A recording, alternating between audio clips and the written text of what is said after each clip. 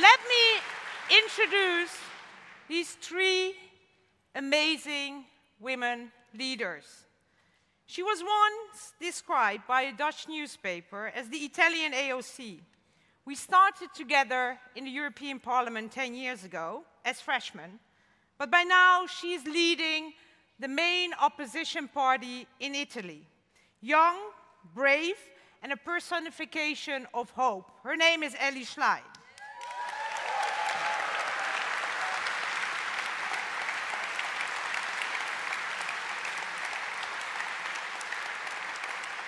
From Serbia, she's been in politics for 30 years, during the 90s, against the war, against Milosevic. And in the new millennium, she's been a strong voice for gender equality, inclusion, and social justice.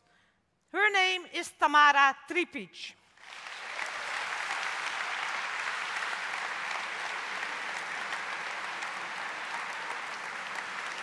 And then our last, the longer you clap, the less time we will have. So thank you. Our last guest speaker is an icon for progressives globally, including many in this room. Her leadership as Prime Minister of New Zealand inspired many progressives around the world that a different type of politics is possible, that kindness and empathy is not a form of weakness, but a strength. Her name is Jacinda Ardern. Let's welcome all three of them on stage.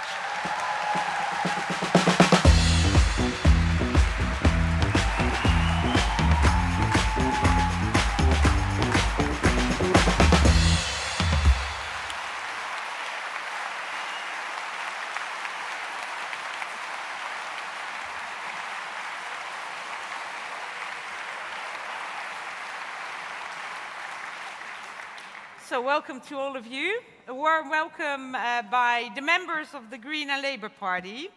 And Jacinda, if you allow me, let's start with you. Because you wrote a book, and I can highly recommend everyone here to read it. I just finished it last week. And you're touring the world with the book tour. You were last night in Utrecht being interviewed by Eva Jinek.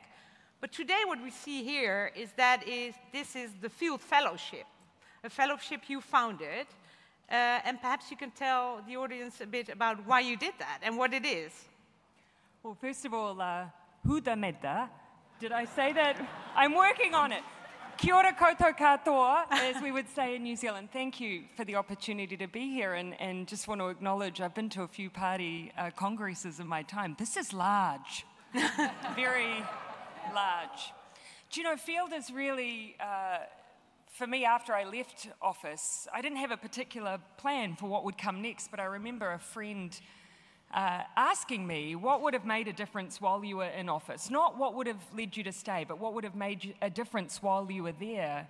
And what occurred to me was how important it was, particularly in times that are fraught and difficult, which is politics generally now, how much of a difference it would have been made to me to have a network of like-minded political leaders and members.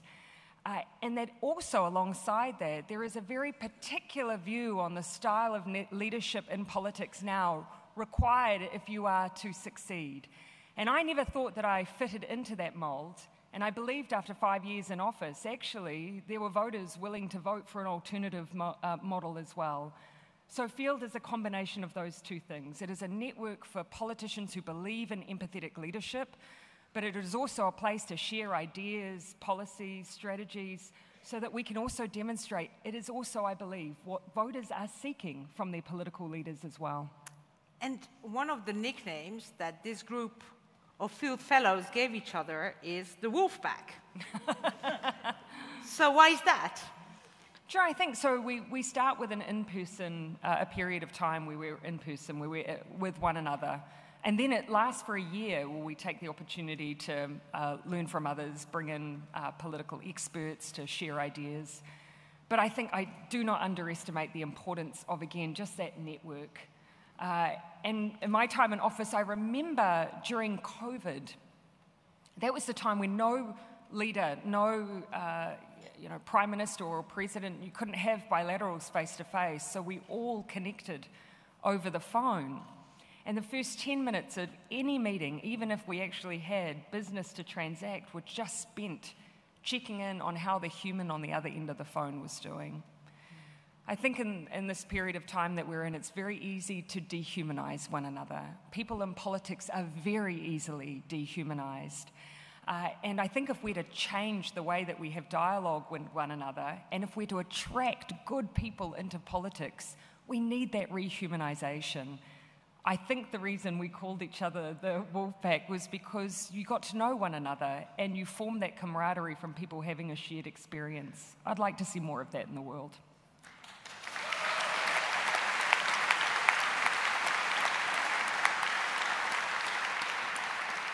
And then asking for a friend. You have been in many political storms. How did you get through them?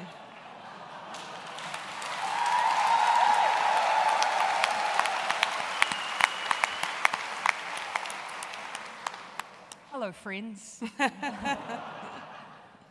You're right. I think in the area of choice where we all are, whether it be as political leader, whether it be as activists, the path for everyone is fraught and difficult. In my time, I remember we decriminalized abortion. We banned conversion therapy. We took a health-based approach on drugs. We banned military-style semi-automatic weapons. We did many, many things. And through all of those, some of which were more straightforward than others, through everything, I think the thing that I took away is that you can weather a lot if you enter into the debate and the discussion with a strong set of values around who you are and why you are doing what you're doing. And if you carry that at its core and a value set around mutual respect in every debate and discussion, that carries you a very long way. Yep. Thank you.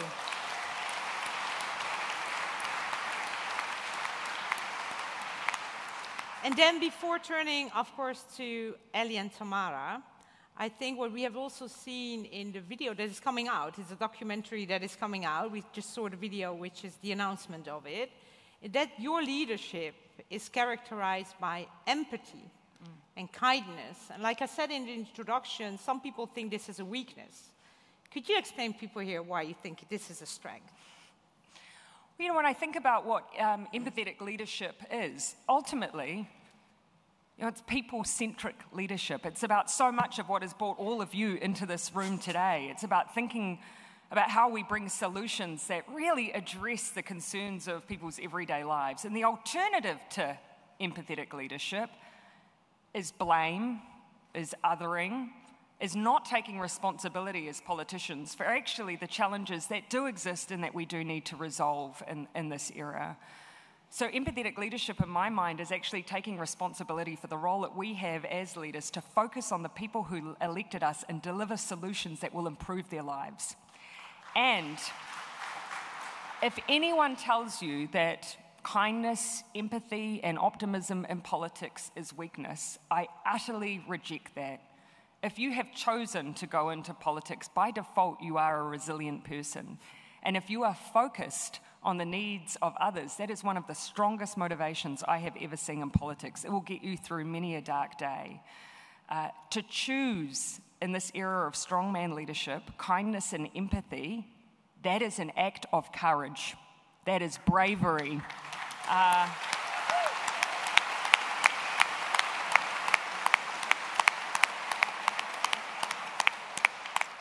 Then Elly and Tamara, you have each prioritized inclusion and coalition building in your work as party leader, also Elly.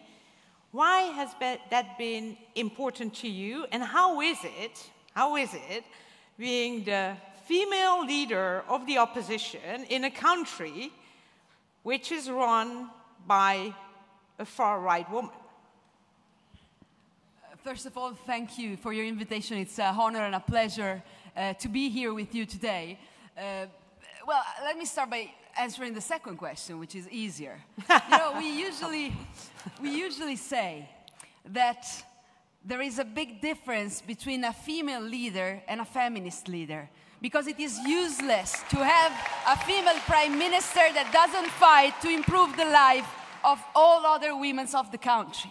And we can see that difference in what the government in these 2 years and a half has done. For example, by cutting down the funds for children education. In a country where we have the lowest rates of women unemployment across the whole European Union.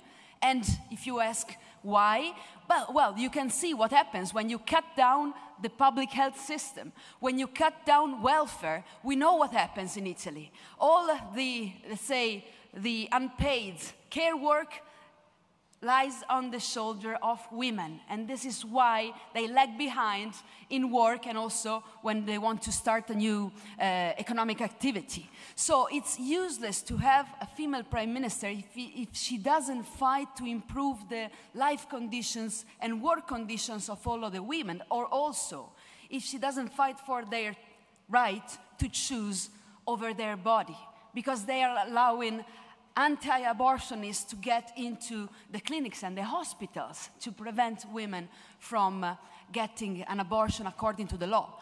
So I think it's very important to make this difference and try to insist on what can get back credibility in the relationship that we have with our people. What we are trying to do after the defeat in 2022 is to rebuild the identity of the party by starting from the basic of the Constitution. The right to access education, the right to access the healthcare system, the right for a decent job with wages that is not, in a way, condemning you to poverty. And we are seeing that the government of the extreme right is blocking our proposal with the other opposition on a minimum wage in a country where we have more than 4.5 million people that are working poor. That means that they are poor even if they have a job. So it's so important to be inclusive, and as Jacinda just said, to try to push for another way of doing politics, or of another model of leadership. Because we see, and not only in Italy, but also in Europe, that often there are also women that get into position of power. And I'll say something, we don't need to act as men. We must not act as men. That's not the point. But it's true.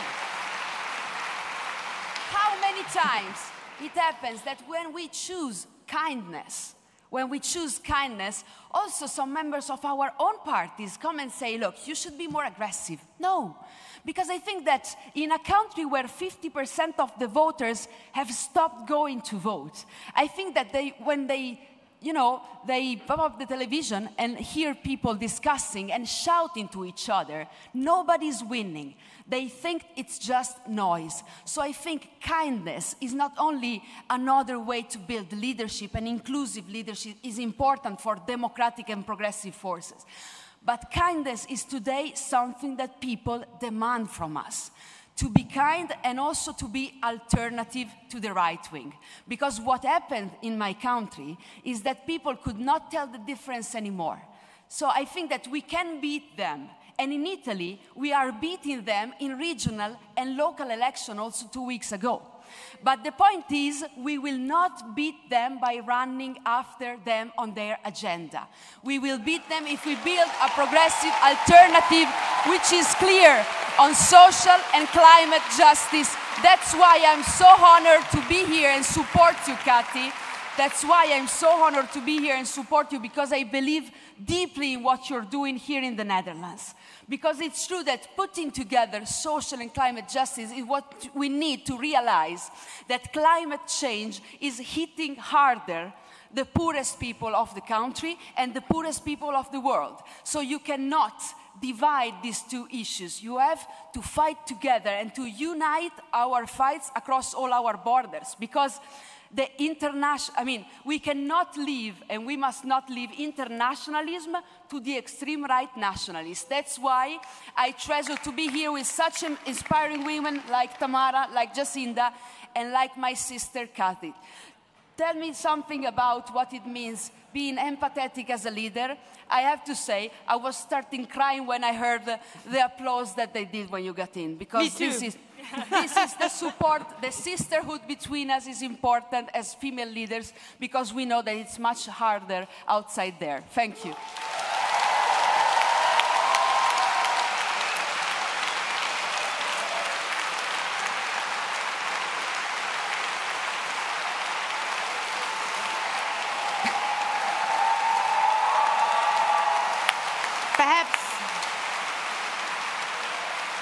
Perhaps Elly and I tell you a little secret, that the first time Elly and I actually met was 11 years ago.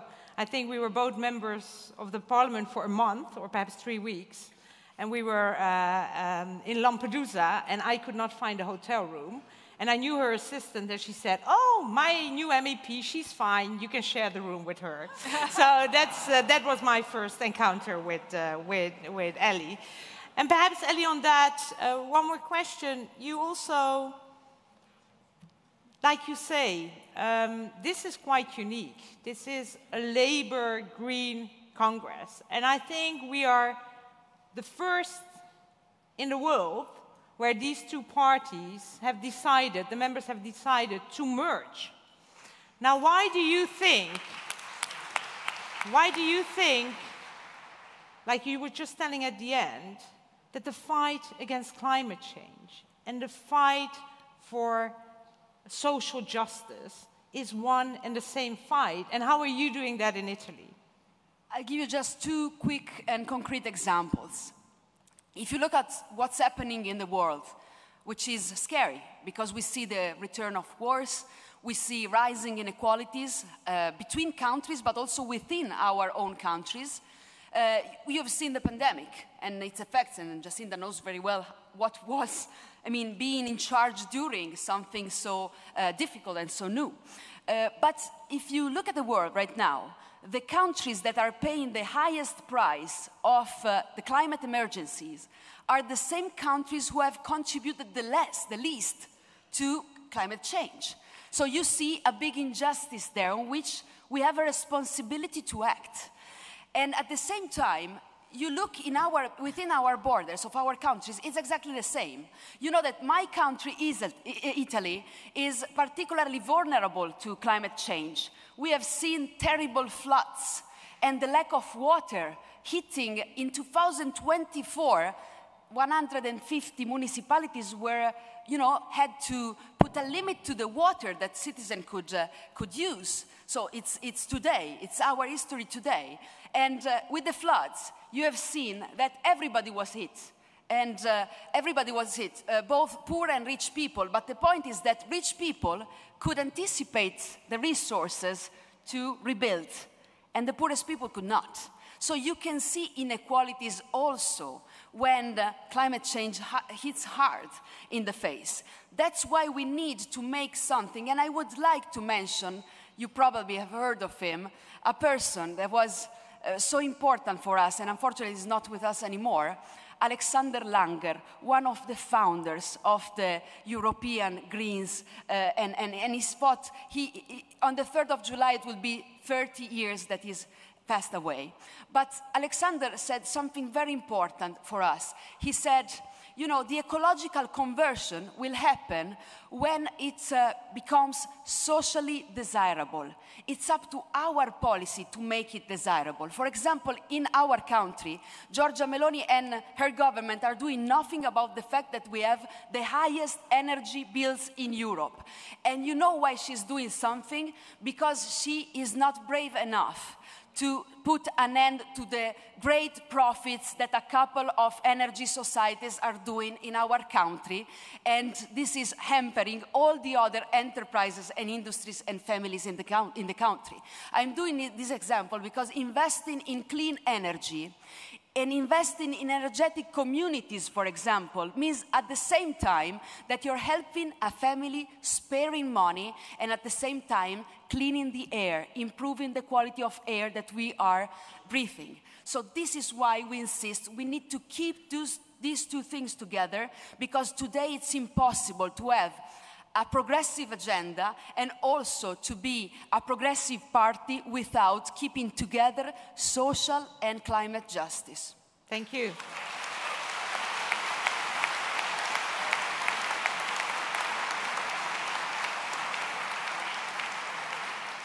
Tamara, you were at the forefront of the mass protest also in Serbia. I think we have all seen for months a student-led protest in your country against the government of populist authoritarian leader Vučić. How was that? How is that now going? How do you bring together these students with progressive politicians, if you do? Okay, but first of all, I want to thank you for this positive energy that you have here. When we came, I was speaking from backstage, you know, just to feel it was like, you know, a dance of victory. So for me, it's valuable because I will go back in a place where we still do not have that dance of victory, but I believe that we are now on the right path. But long story short, 13 years Vučić is in power. We are actually a typical captured country, but I think we needed these 13 years to build those bricks of resistance. Unfortunately, in November, one railway station canopy collapsed, 16 people died. It started as a silent tribute, 16 minutes for 16 victims. And unfortunately, ruling party at Vučić didn't like that, so they started to crash with cars on the students, and it erupted in student protests all around Serbia. All state universities are in protests. Teachers joined that protest. Students from high schools also joined that protest. Academia, art also joined that protest. But we had that problem that is, probably we share that problem, is that young people have that lack of trust in traditional political parties. So we had, for a long time, parallel channels working, and then actually I started the dialogue by myself. I first gave them the keys of my office. Just go there and talk a lot. Talk about the problems, talk about the idea, dream about our country in 10 or 20 years. And then we started to build that trust. We are still, I think, in the beginning. It's not, I cannot say that we overcome that. But now we are on some path that we are building some healthy relation between each other. And also I would like to thank you because of this joining social justice and climate change problems together, because I think we need in lots of aspects both hands to build a healthy and a big and strong house. And when you were in Parliament, I think you did something amazing, because you were the co-founder of a caucus of women from all different political parties fighting for the same issue. Could you tell us a bit more about that? Actually, I think the biggest achievement of our, it was called Women Parliamentarian Network, is actually, I think, that we were the only country in the region that ratified the Istanbul Convention without protest, without demonstration, without opposing and anything. We united the parliament, deeply divided country on that issue. So I think it was very valuable for us. Also, we did lots of things in gender budgeting, because lots of women in my country do not understand the consequences when you don't pay attention on that. And actually, we managed to have enough women MPs to interfere in the budget so it can understand and focus on what will be the consequences for women in that budget. Yeah, so it's, and we can do it. That's the spirit. We can do it. When I introduced you, Tamara, I said you have been in politics for 30 years. Yeah, unfortunately. Yes. Unfortunately. But she's out now. And you also, I know you very much valued also this field fellowship that was founded by Jacinda. After having been in politics for 30 years, what is it that you could still learn from such a fellowship? Actually, because I am social democrat by heart, so you know that the word that we mostly use is solidarity, solidarity, solidarity, but actually we are not practicing it. And I think for the first time after my 30 years in politics between social democrats, actually we walked the talk regarding the solidarity. We walked that talk. We are always speaking, but unfortunately populist EPP, they are practicing solidarity. Now we know how to do it. Very good.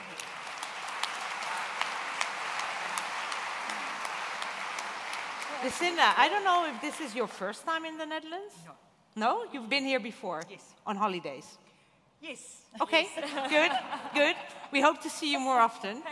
But I guess it's the first time, like you said, that you have the Greens and Labour together. Yeah. You did a lot as Prime Minister also, but also are still doing a lot when it comes to issues which are to the core of both these movements. The question I had to Elly and Tamara, why do you think this is one fight? Well, I think to claim that these two things can be separated, as we see so many of, those on the right or those on the far right, it's a lie. It is a postponement of financial hardship, and actually not even a postponement, as Elly's pointed out. People are feeling that pain now, but aren't always necessarily associating it with either a failure of politics or a failure to transition appropriately. I grew up in a really small little town in New Zealand called Murupara. Our definition of a small town in New Zealand is about 3,000 people. It was a forestry town, and during the 1980s, New Zealand went through this really, really rapid period of economic transition. And it was dubbed Rogernomics after the finance minister of the day. And we went from being one of the most closed economies and heavily regulated to one of the most open, what felt like overnight. Now, I was only a small child, so I don't remember, of course, the theory of that practice, but I remember the consequences because I saw it. I saw the poverty, I saw the unemployment, I saw the hardship. And my father was the local policeman, so I saw what it was to become the most unpopular child in school as well.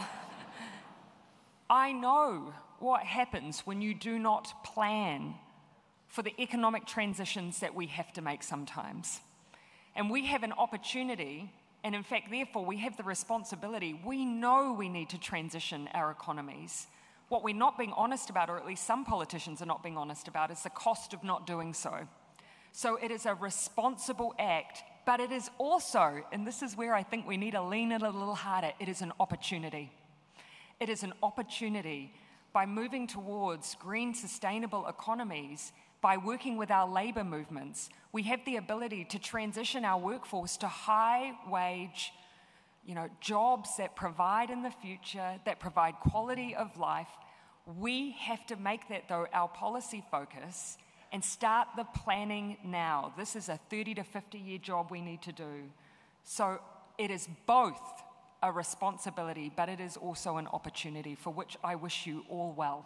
Thank you.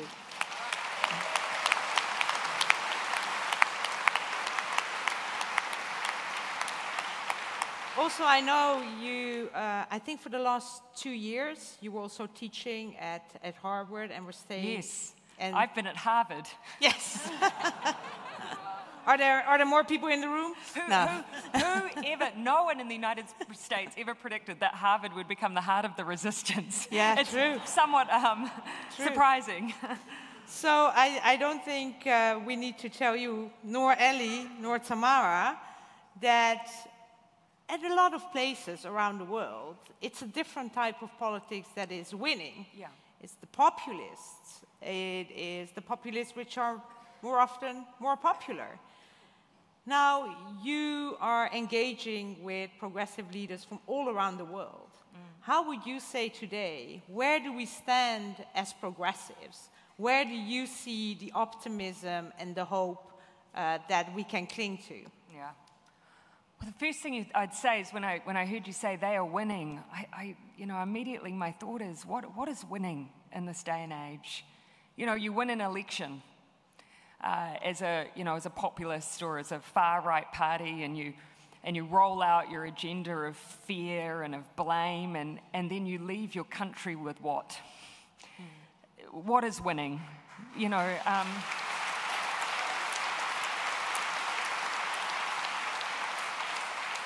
And it's interesting, people are turning to these parties and saying, well, they're victorious, so therefore we must have voters who are somehow craving their ideology, but I just don't believe that is true, because increasingly people are not going to the polls.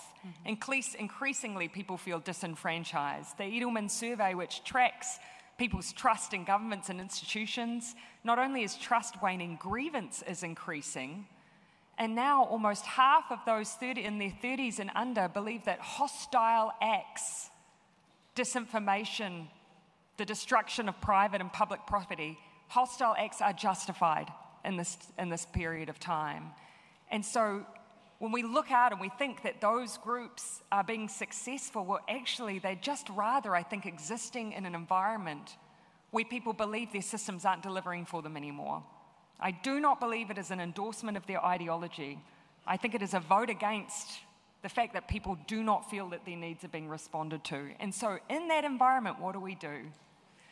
The long-term solutions are still ultimately, I think, the thing that will bring people back, because eventually when they see blame and othering and the weaponization of fear isn't actually making it cheaper for them to live, isn't giving them good access to healthcare, is not giving their children much hope and belief in humanity, is not providing them with education, is not bringing down their power bills, and eventually they start looking around, and that's when you need to be ready. That's when you need to have that offering for them that says, actually, we are not going to weaponize fear and blame. We are going to bring real solutions that improve people's lives. We are worth voting for. And so that is where we have to be. And so there's a big spotlight at the moment on particular types of leadership. We don't need to name names. But two of the most recent victories were Mark Carney in Canada and Prime Minister Anthony Albanese in Australia. And both of these leaders in their victory night speeches talked about the value of kindness. You can campaign in that way and you can win. And I want you to believe that.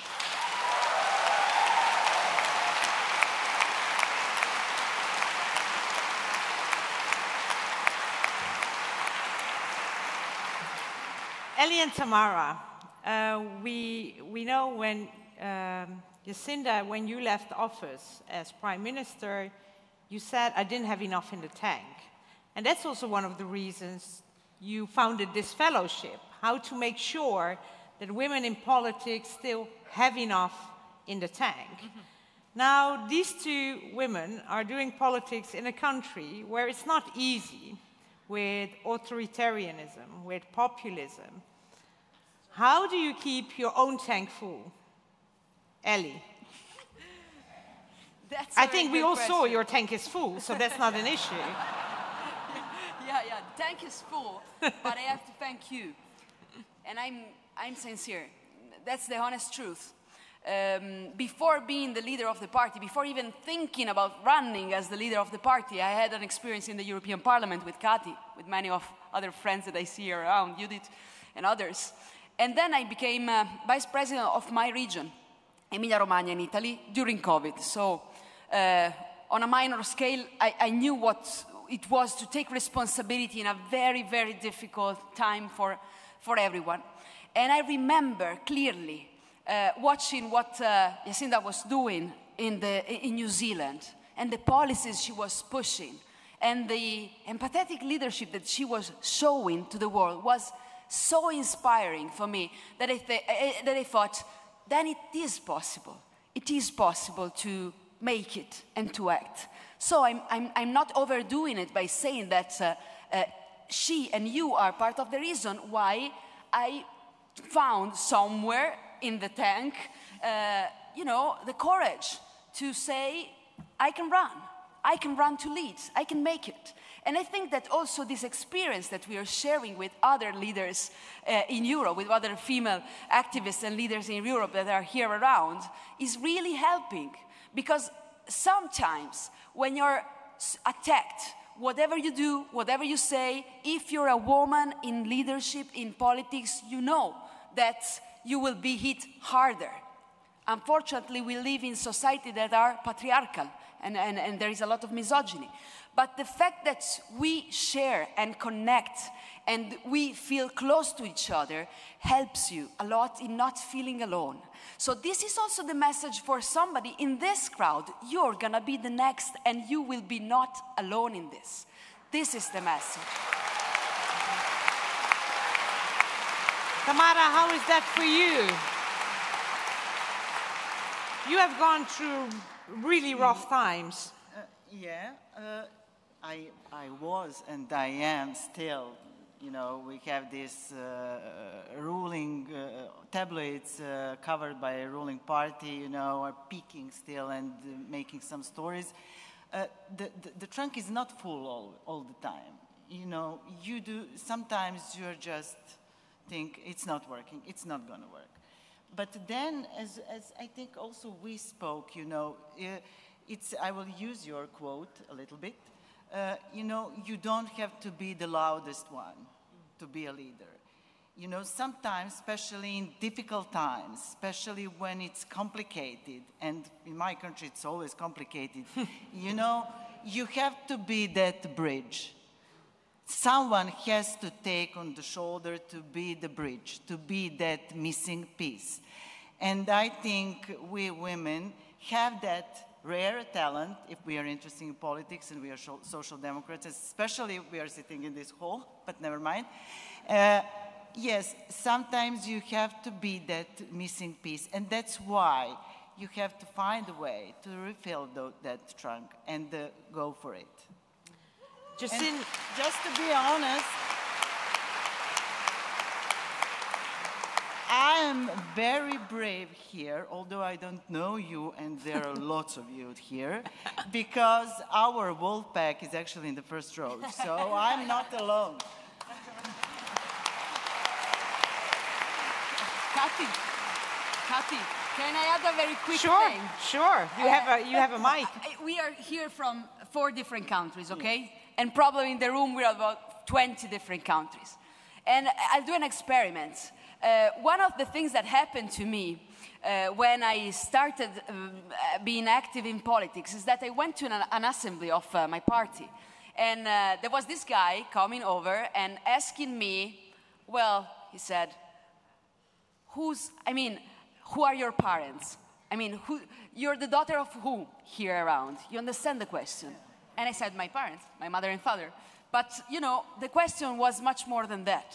And I'll answer with some things that I heard from a local candidate for a municipality during a campaign some years ago. She had a son and a daughter. And there was this guy from the same party, so a progressive party, that came to her and said, you know that the time that you're spending here discussing with us, you're stealing it to your son and daughter, okay? This is what happened. And she answers, you're wrong, because the time I'm passing here, I'm passing it for my son and daughter. And I think it's the best answer to keep in mind, always. The final question. Jacinda, I think there are many women and men in this room, also very progressive men in this room. Applause for the men who are perhaps thinking also about running for national politics, running for local politics. We also have local elections coming up. But also when they're seeing, you know, what's happening on social media, how sometimes politics can also be a nasty place to be in, they start hesitating. Yeah. What would be your advice to them? Yeah. Of course, to run, but why? Do you know, and I would preface this with, this is a message to anyone. I mean, often I get asked the question, do you think that empathetic leadership is the domain of women, or do you think it's the traits of women?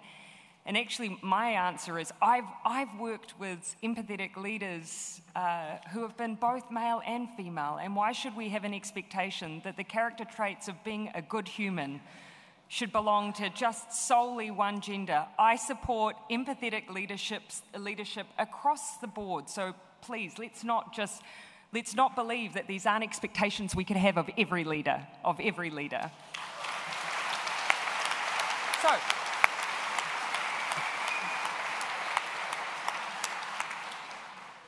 it just so happens, though, that the fellowship has ended up being all women.